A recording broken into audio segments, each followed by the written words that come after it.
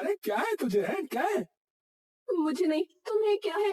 कैसा पागलपन है ये अरे खून पी लिया इस लुगाई ने। चाहिए क्या तुझे? कि तुम इसे वापस कर दो, और जो इतना ही बांटने का शौक है मुझे दे दो। अबे जा। उसकी बीवी आकर उसे छीना झपटी करने लगती है। दो। तभी उपवासी उसे जोर का धक्का मारता है और उसकी बीवी का सर जाकर मेज पर लगता है। पागल चुड़ैल कहेगी। बरसातीपुर गांव की रहने वाली चुन्नो दादी बरसातीपुर में अपनी एक पकौड़े की दुकान खोलती है। दुकान गांव के बीचों बीच होने के कारण सभी लोगों की नजर आते जाते सबसे पहले चुन्नो दादी की दुकान पर पड़ती है। दुकान खुलते ही उस पर सबसे पहला ग्राहक गांव का सबसे बड़ा पेटू और रईस सुनार उपवासी राम होता है। हाँ, राधे राधे अम्मा। अरे उपवासी, राधे राधे, आओ। अरे ये क्या बवाल सिर पे ले लिया इस उम्र में अम्मा? क्या कर रही हो ये, हैं? अरे बस घर में खाली ही बैठती हूँ तो सोचा कुछ काम धंधा ही कर लूं। अरे चलो भाई ठीक है, पर काम बढ़िया ढूंढा अम्मा है। मेरे मतलब का मतलब लगा दो 4 प्लेट फिर पकौड़े अम्मा है। ठीक है, ए लिंबू, जरा 4 प्लेट पकौड़े लगा दे भैया के लिए। अभी लगाता हूँ दादी फर्राटे से। लिंबू फटाफट से उपवासी के 4 प्लेट पकौड़े लाकर उसके सामने रख देता है। उपवासी फटाफट वो पकौड़े खाने लगता है। अरे वाह वाह वाह वाह अम्मा। मन तो कर रहा है तुम्हारे हाथ चूम लूं अम्मा। अरे बस बस, तुझे बढ़िया लगे वही बहुत है। अरे अम्मा क्या बवाल बना दिया ये। अरे मैं कह रहा हूँ कि मजा ही आ गया भाई। है 4 प्लेट और आने दो फिर। ठीक है लिंबू, 4 प्लेट और लगा दे लल्ला। जी दादी। उपवासी के मुंह पे पकौड़ों का स्वाद ऐसा चढ़ता है कि वो वहीं बैठा बैठा 12 प्लेट पकौड़े खा जाता है। हाँ, अम्मा मजा ही आ गया आज तो। वाह वाह वाह। ठीक है, फिर एक काम कर कि ये बात गांव के हर आदमी के घर जाके बता दे, जा। उपवासी एकदम से खड़ा हो जाता है। हाँ, ठीक है अम्मा, अभी जाता हूँ सबको बताने। हाँ और सुन, कल फिर से आना पकौड़े खाने। जी अम्मा जी। उपवासी गांव के हर एक घर में जाकर चुन्नों के पकौड़ों की दुकान की चर्चा फैला देता है। और अगले दिन ही चुन्नों की दुकान पर कई लोगों की भीड़ इकट्ठी हो जाती है। सरपंच, लोहार, हर किसान, हर आदमी चुन्नों की दुकान के बाहर आकर पकौड़े चखने के लिए खड़ा हो जाता है। हाँ, मेरी चुन्नो बहन, जरा मुझे भी खिलाओ अपने पकौड़े। हाँ, मैं भी तो देखूं कि क्या रच दिया तूने ऐसा है।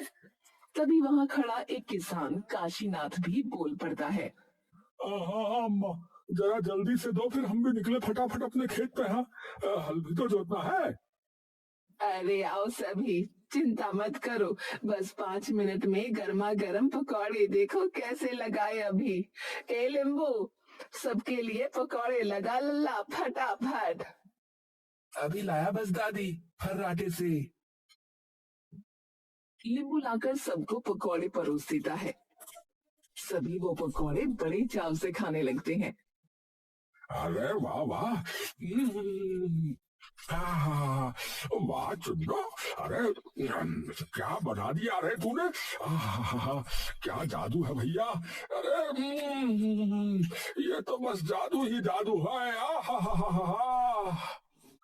अरे भाई वाह, स्वाद ही आ गया अम्मा जी। अरे बिल्कुल मजा बात दी आप तो। हाँ अरे क्या करे तुम्हारे लिए चुन्नो बताओ। है तुमने ऐसे पकौड़े खिला दिए कि सब फेल है इसके आगे। है चुन्नो हंसने लगती है। तभी उपवासी वहाँ हिलते डुलते दुकान पर आ जाता है। राम राम अम्मा, आ गया। अब मेरे पकौड़े ले आओ फटाफट 10 प्लेट। हाँ अरे तेरी, अरे पहले एक तो खा के देख ले। अरे देख दाख तो कर ही लिया था खा के। हाँ, आज तो बस राही नहीं गया ये बिना पकौड़े खाए। हाँ आजा आजा बैठ जा, अभी लाई तेरे लिए भी पकौड़े। अरे मेरे सोने की तरह ही तुम्हारे पकौड़े भी खरा सोना है अम्मा, खरा सोना। सरपंच थोड़ी देर बाद अपने घर वापस लौट आता है। उसे देखते ही उसकी बीवी आग बबूला हो जाती है। आ गए मुखिया जी, मुझे लगा कहीं आपको बुलाने के लिए यहाँ भी पंचायत न बुलानी पड़े। अरे ये क्या है तुझे, है क्या? अरे मुझे नहीं, तुम्हें क्या है?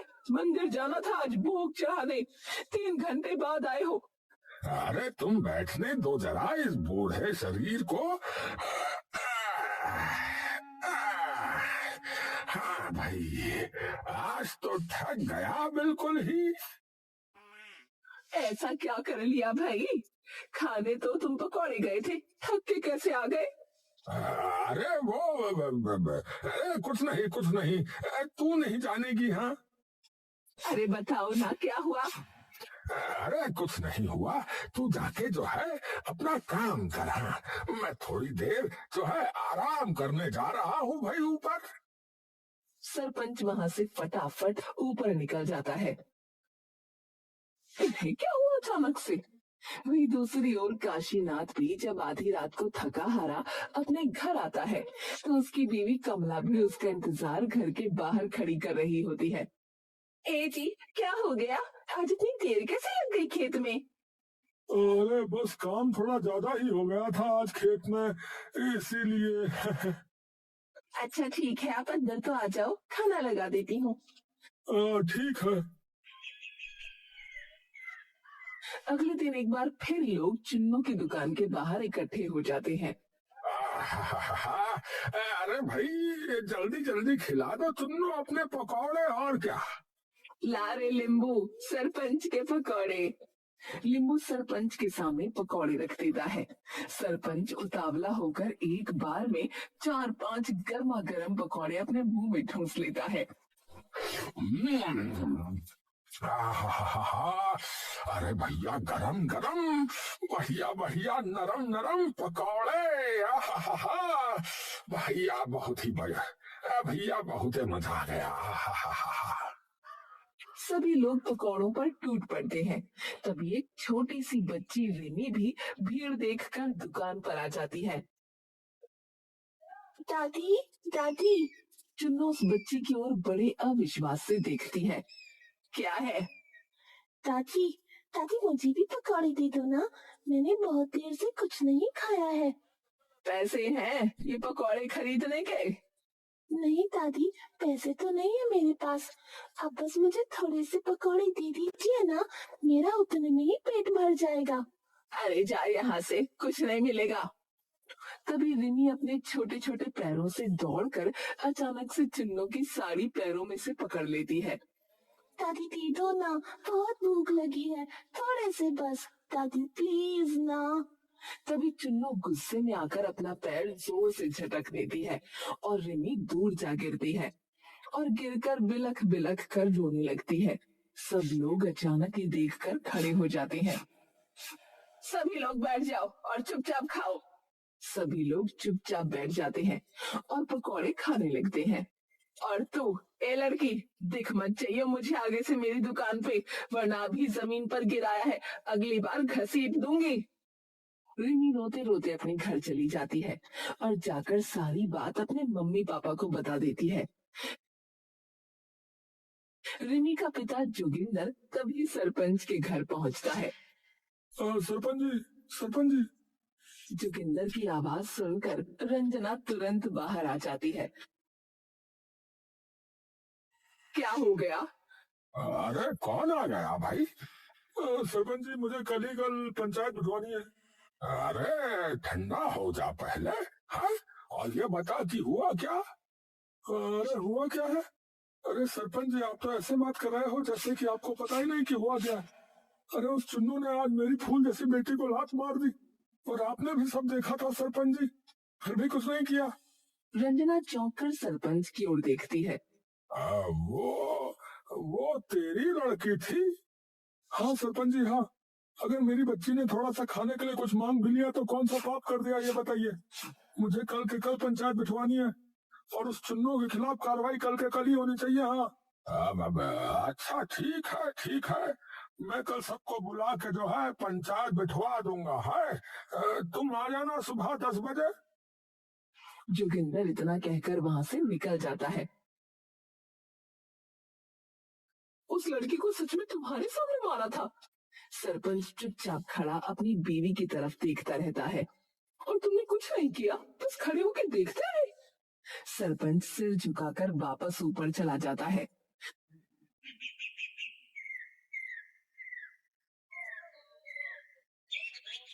अगले दिन पूरी पंचायत बैठती है, जहां चुन्नो, उपवासी, काशीनाथ, जोगिंदर और उनकी बीवियां भी मौजूद होती हैं। जोगिंदर भाई, सबसे पहले तो आप अपनी फरियाद या जो भी आपकी समस्या है वो पूरी पंचायत को विस्तार से बताइए। धन्यवाद सरपंच जी। सरपंच जी, कल सुबह मेरी बेटी इस चुन्नू की दुकान पर गई। बेचारी को भूख लगी होगी तो उसने थोड़ी सी जिद कर ली और साड़ी पकड़ ली इस चुन्नू की। लेकिन इसने मेरी बेटी को इतने तेज अपने पैर से धकेला कि मेरी बेटी के दोनों हाथ छिल गए और ऊपर से उसे मारने की धमकी भी दी। सभी लोगों में ये सुनते ही हलचल मच जाती है। रंजना एक तरफ खड़ी होकर चुपचाप बस अपने पति सरपंच की ओर एकटक देखती रहती है। वहीं सरपंच पहले चुपचाप जोगिंदर की ओर देखता है और फिर चुन्नो की ओर। चुन्नो दूर से ही सरपंच की आंखों में आंखें डालकर इशारा करने लगती है, मानो सरपंच को वो आंखों आंखों में कोई बात कह रही हो। सरपंच और चुन्नो की आंखों आंखों के ये इशारे रंजना दूर खड़ी चुपचाप देखती रहती है। तो देखो भाइयों और बहनों, ये जबकि बात कर रहा है तब वहाँ कल मैं भी मौजूद था। तो मैंने अपनी आंखों से जो है देखा था ये सारा मामला। मैं तो बस ये कहना चाहूंगा कि इसमें चुन्नों की कोई गलती नहीं है। अरे क्या, पर आप ये कैसे? अरे तेरी बेटी उस पर चीख चिल्ला रही थी और चुन्नों की साड़ी आकर जबरदस्ती खींच रही थी और उसे उल्टा सीधा भी बोले जा रही थी। तो गलती जो है तेरी बेटी की ही है।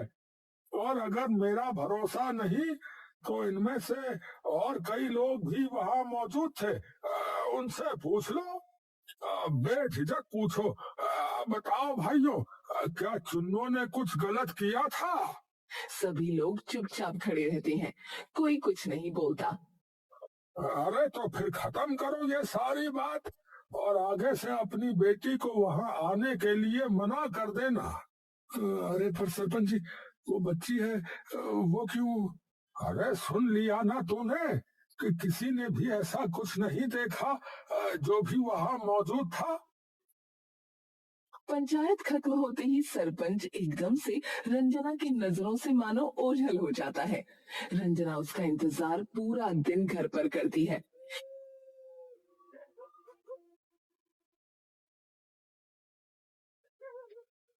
बिल्कुल रात होने पर सरपंच वापस घर पर बिल्कुल थका हारा लौटता है।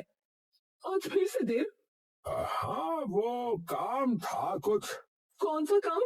अरे था कुछ काम, हर चीज थोड़े ही बताऊंगा। है तो ये बता सकते हो कि क्यों आपने भरी पंचायत में झूठ बोला उस बच्ची के खिलाफ? अरे मैंने कोई झूठ नहीं बोला। मेरी कसम खा के बोलो कि आपने झूठ नहीं बोला। सरपंच रंजना से नजरें चुराकर उसको जवाब देने लगता है। अरे क्या चाहिए तुम्हें? है क्या ड्रामा लगा रखा है? और बस इतना कहकर गुस्से से भिनकते हुए वो ऊपर निकल जाता है। छुपा तो आप जरूर कुछ रहे हैं, वरना नजरें तो आपने पिछले 35 साल में आज तक मुझसे कभी न चुराई।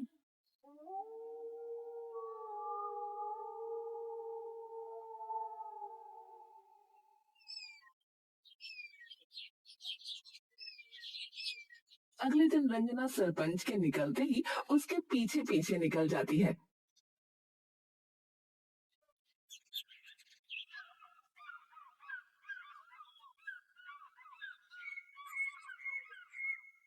सरपंच सबसे पहले जाकर पकौड़े की दुकान पर बैठ जाता है। रंजना उसे दूर से छुप छुप कर देखती रहती है। हाँ, ले आ चुन्नो पकौड़े, ले आ। है ले आ पकौड़े। नींबू पकौड़े लाकर सरपंच के सामने रख देता है। हाँ भाई वाह। हम्म, आहाहाहा, अरे भाई मजेदार, लाजवाब, एकदम कमाल भैया है।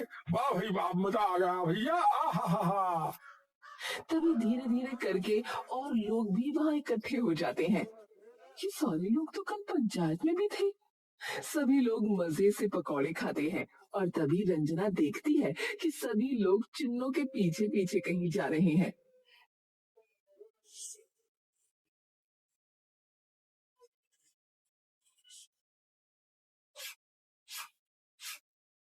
ये सब जा कहाँ रहे हैं? तभी पीछे से एक औरत आकर रंजना से टकरा जाती है।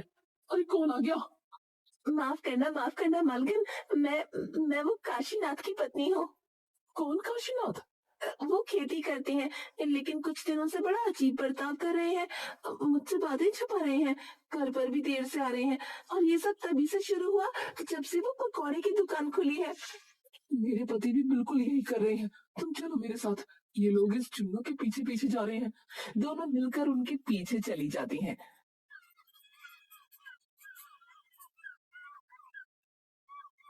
सभी लोग चुन्नों के घर, जो उसके खेत के बगल में होता है, वहां आकर रुकते हैं।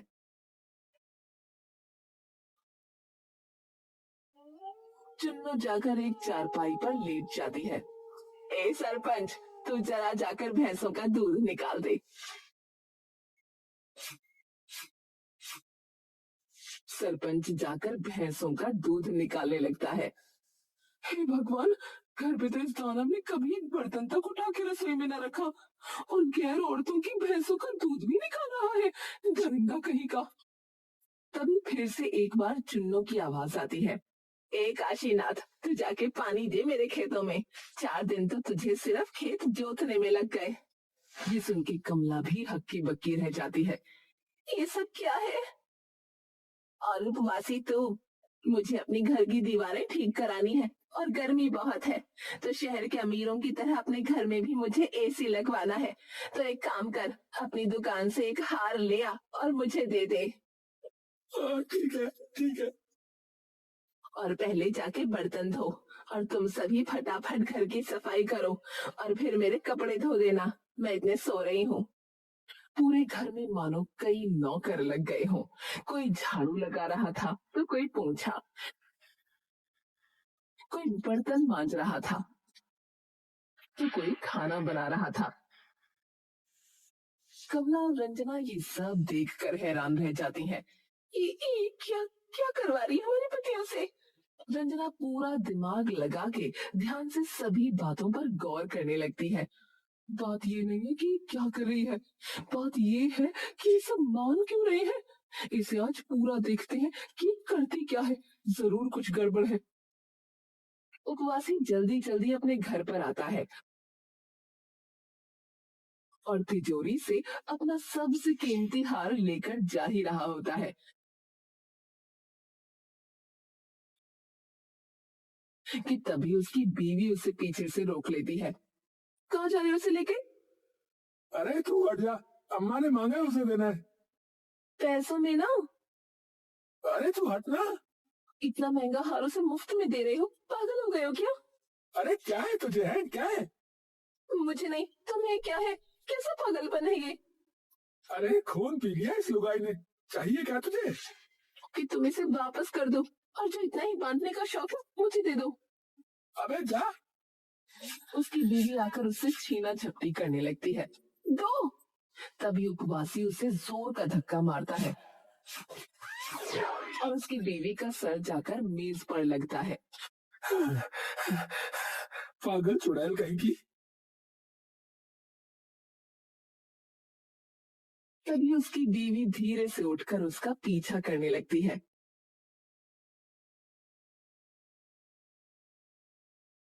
और वो भी वहीं पहुंच जाती है। वो चुन्नों के घर में घुसने ही वाली थी कि तभी पीछे से कमला और रंजना उसे अपनी तरफ खींच लेते हैं।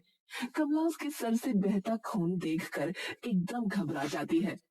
रंजना उसके सर पर अपनी चुन्नी रख देती है। ये कैसे हुआ? पता नहीं मौसी, इन्हें क्या हो गया? आज इतना महंगा हार घर से लेकर चले गए इस चुन्नों को देने। हाँ, उसने कहा तो था। हमारे पतियों के साथ ये क्या कर रही है बुढ़िया? उनसे पता नहीं क्या क्या करा रही है। घर पर साफ सफाई करवा रही है। अरे तू चिंता मत कर। और जैसे ये निकलेंगे तो हम ये देखेंगे कि चुन्नू करती कैसे है ये सब।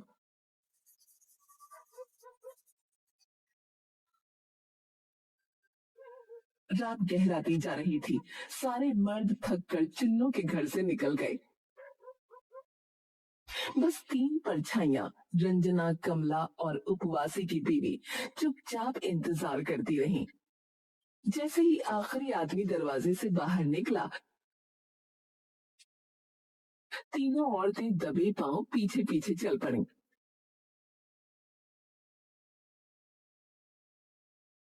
चुन्नू अपनी रसोई में पहुंची।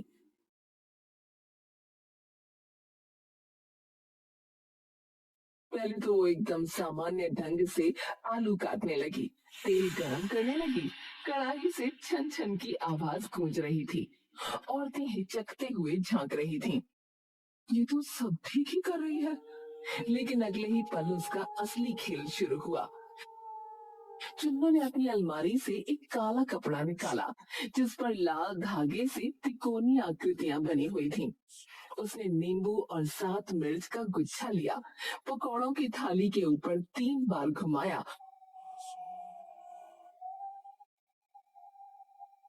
और फिर मंत्र बुदबुदाने लगी।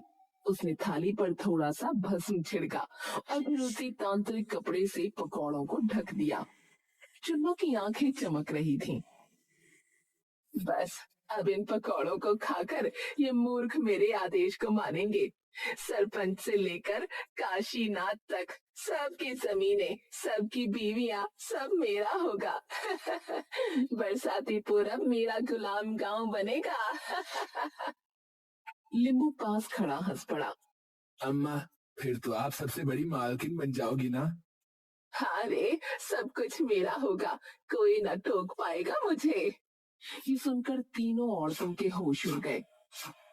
अरे ये तो गांव ही हड़प पे चली है। हमारे मर्द इसके गुलाम बन चुके हैं। अब नहीं, आज इसे उसी के जाल में फंसाएंगे। इसी बीच चुन्नू ने थाली से एक पकौड़ा उठाया और आंखें मूंद कर उसमें फूंक मारने लगी। ठीक उसी पल औरतें टूट पड़ी। रंजना ने उसका हाथ पकड़ लिया। कमला ने पीछे से उसके शरीर को जकड़ लिया और उपवासी की बीवी ने वही पकौड़ा उठाकर जबरदस्ती उसके मुंह में ठूंस दिया। चुन्नू की आंखें उलट गईं। उसका शरीर कांपने लगा। काले कपड़े से धुआं सा उठने लगा और सारा जादू उसी पर उल्टा पड़ गया। वो जमीन पर गिर पड़ी, कराहते हुए चीखी, नहीं, ये नहीं हो सकता। रंजना ने उसका चेहरा जोर से पकड़ लिया। अब तू ही सबको सच्चाई बताएगी। हर घर जाकर बता कि तूने कैसे सबको अपने जादू से गुलाम बनाया। फिर अपनी दुकान को अपने हाथों से आग लगा और हमेशा के लिए इस गांव से चली जा। हाँ, मैं करूंगी, सब सच बताऊंगी।